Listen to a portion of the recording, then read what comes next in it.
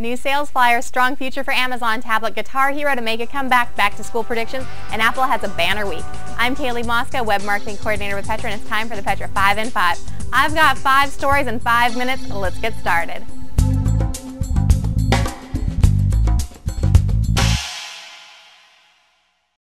It's back to school shopping time, and Petra has released a new sales flyer with everything your customers need to get ready for the coming year. Packed with the hottest new products and incredible sale items from manufacturers including Sony, Canon, and Belkin, your customers will be ready to hit the first day of school in style. You can check out the new sales flyer on the Petra website at petra.com/current-email, where it's easy to shop the flyer by simply clicking on any item that piques your interest. It'll take you straight to the product page.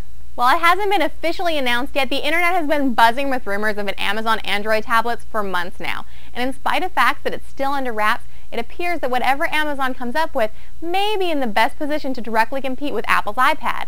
According to a Retrevo study, 50% of shoppers planning on buying a tablet this year want the iPad, but 48% listed low price as the feature that they find most important, and those two don't necessarily go hand in hand.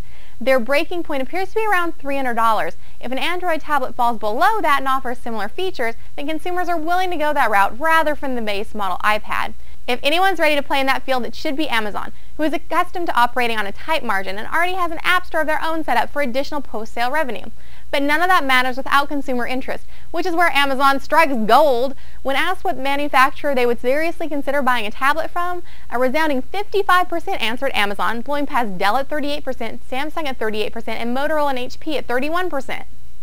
When Activision pulled Guitar Hero and DJ Hero earlier this year, no one was really surprised. Sales were down and consumers were over having to acquire new peripherals each time a new feature was added.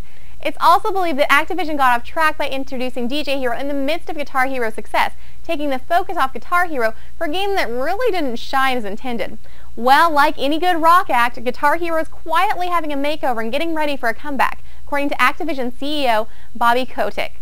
This time, Activision is going to, quote, go back to the studios and we're gonna use new studios and reinvent Guitar Hero, end quote. I better start working on my whammy bar action now. While it's hard to believe that summer's already winding down, everywhere you look, back-to-school shopping is in full swing.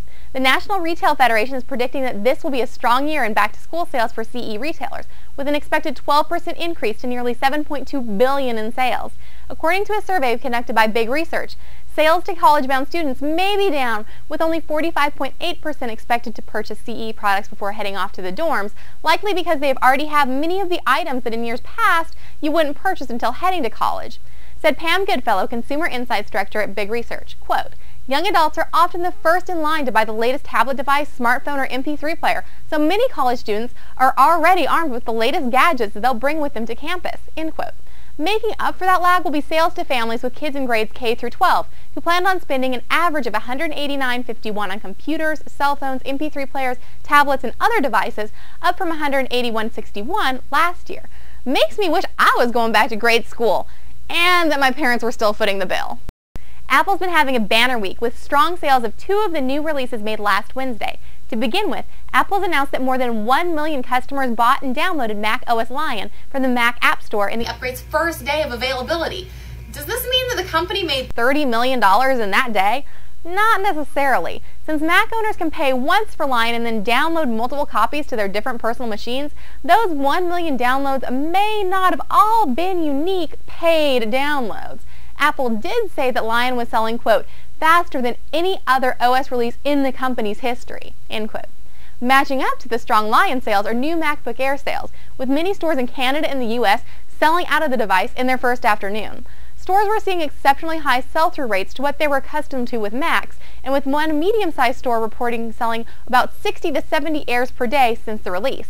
The sellout could be attributed to the fact that while large stores receive high quantity of stock, smaller stores with typically lower sales weren't stocked as well and quickly ran out due to underestimated demand.